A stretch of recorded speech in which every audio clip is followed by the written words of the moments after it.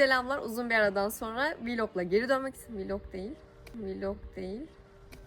Selamlar, uzun bir aradan sonra YouTube'a geri dönüyorum ve boş ev turu çekeceğim. Önce bir boş halini göreceğiz. Şu an bizim aldığımız haliyle. Ama iç mimarla beraber çalışıyoruz. Böyle içini bayağı bir güzelleştireceğiz. Boş halini bir görelim. Sonrasında yapacaklarımı da biraz anlatacağım. Yaptıktan sonra tekrar bir video çekeceğim. Şöyle bir bahçesini, dışarıyı bir görelim. Bunların hepsi değişecek. Burası biraz daha yaza doğru değişecek. Ama içerisi şimdi başlanacak. Başlamadan önce çekeyim dedim. Gelin geçelim. Şimdi eve giriyoruz. Burası giriş alanı. Şöyle biraz daha geniş çekeyim. Şuralarda bir tarafta ayakkabılık, bir tarafta portmont olacak. Şu kısımda da çocukların arabalarını işte scooter'ını falan koyabilmesi için bir cam alan yapacağız. Devam edelim ve girelim. Biraz Mehmet çekiyor, biraz ben. Böyle karışık bir vlog olacak. Şimdi girişi çekeyim. Şöyle geniş açıya aldım ve ilk olarak salonu göstermek istiyorum. Ev 5+1. Burası salonu, mutfağı var yan tarafta. Aşağıda bir odası da var. Orayı oyun odası yapmayı düşünüyorum. Çünkü yukarıdan sürekli aşağıya oyuncak indirecekler ve salonda olmasını istemiyorum. Orası oyun odası olacak. Yukarıda Doğa ve Nil'in odası, yatak odası, benim giyinme odam ve bir misafir odamız var. Yukarıda yine bir banyo var, aşağıda küçük bir tuvalet var. Yatak odasında ufak bir giyinme odası var ama çok ufak, onu Mehmet'e vermeyi düşünüyorum. Çünkü ben kendim bir odayı komple giyinme odası yapacağım. Şimdi odada gösteririm. Bir de geniş açıyla tüm evi çekip en sona koyarım onu böyle daha iyi anlayabilmeniz için.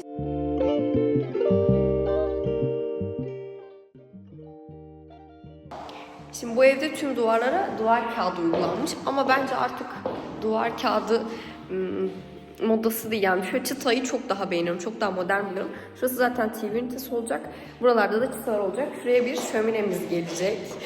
Çok güzel bir şömine seçtik. Etrafına bir mermer yaptırdık. Böyle mermer şöminelere bayılıyorum. Çok gerçekçi duruyor. Burası mutfak alanı. Aslında küçük bir mutfak değil ama tezgahı çok küçük bir mutfak. Buraya ne yapacağız? Şuraya bir ada tezgah aldık. Onu yaptırdık mermerini. Gelecek hem altına bana bir saklama alanı olacak hem de güzel bir tezgah. Bir de çok güzel ışık alıyor burası. Harika videolar çıkar. Buradan böyle avizeler falan saklayacağız. Çok tatlı olacak. Şu karşı duvar boş. Orayı gösterir misin? Bu dolap çıkacak.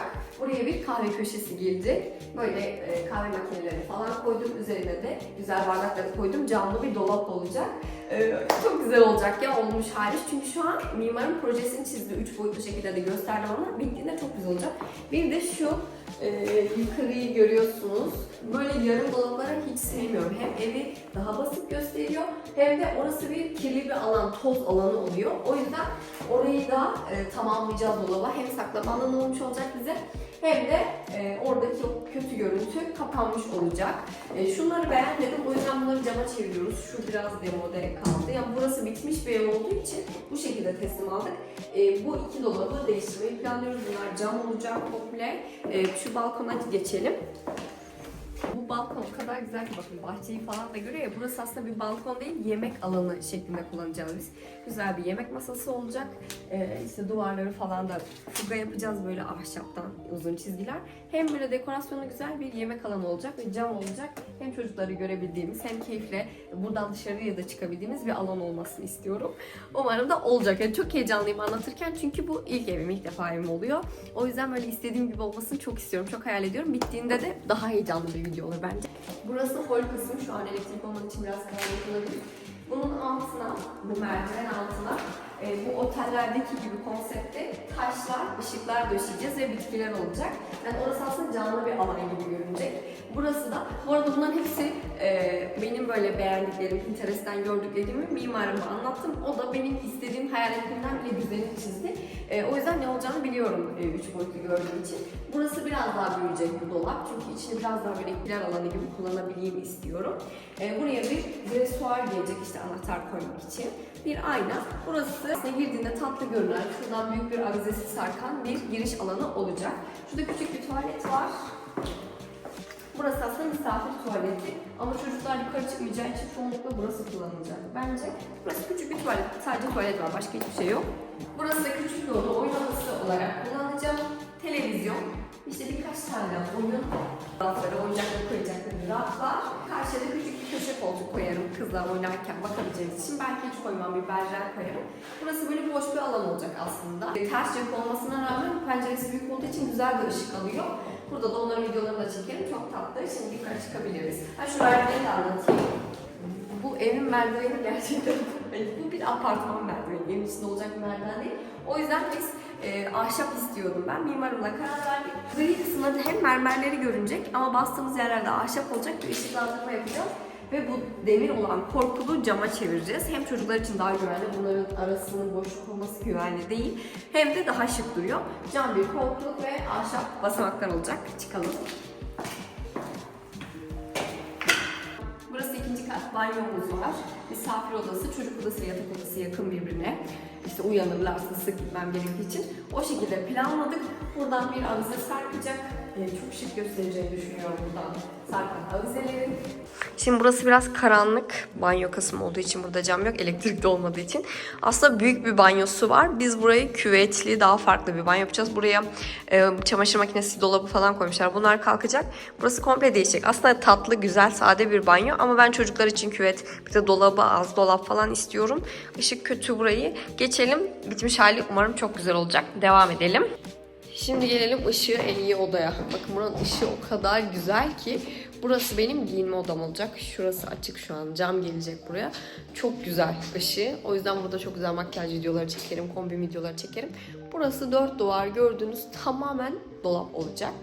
O şekilde tam karşıya da bir makyaj masası gelecek. Burada bir misafir odamız var. Onu göstereceğim. Böyle biraz daha geniş açıyla çekeyim.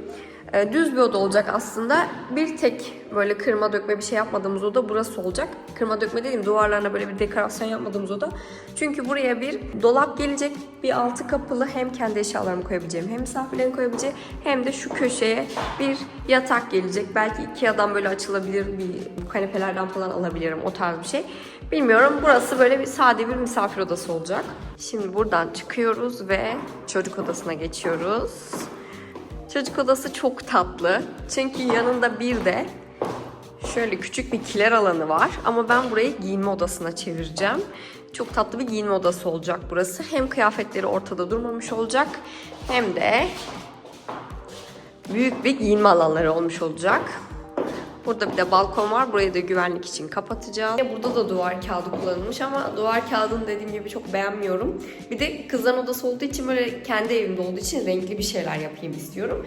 Böyle renkli çok tatlı bir oda olacak. Böyle duvar kağıdı yine olacak ama böyle işte kedili, tavşanlı, ayıcıklı tatlı bir duvar kağıdı olacak burada da. Şimdi karşıya ebeveyn odasına. Evin en büyük odası burası, yatak odası ve yatak odasının büyük olduğuna çok seviniyorum. Gerçekten büyük yatak odaları hem ferah hem de böyle güne güzel başlatıyor. Şöyle, burada da yine duvar kağıdı var ama burada böyle yine daha farklı bir çıtalama, aynalama yapacağız. Burada gördüğünüz yatak başlığının geleceği kısım olacak burası. Çok güzel, böyle yeni sistem bir... Çok mimar olmadığım için çok terimlerini söyleyemeyeceğim ama çok güzel bir sistem var. Buraya böyle fırçayla sanki duvar dokusu yapmışsın gibi, sanki böyle kireç dokusuymuş gibi aslında boyayla dokuyu veriyorlar. Çok güzel görünüyor. Öyle bir şey seçtik. Yine boydan boya bir hazır başlığı olacak. Devam edelim. Burada 2 tane daha kapı var. Burada bir ebeveyn banyosu var ama biz bunu kullanmayı düşünmüyoruz. Burayı çamaşır odası yapmayı düşünüyoruz. Kirli sepeti, işte nedir başka?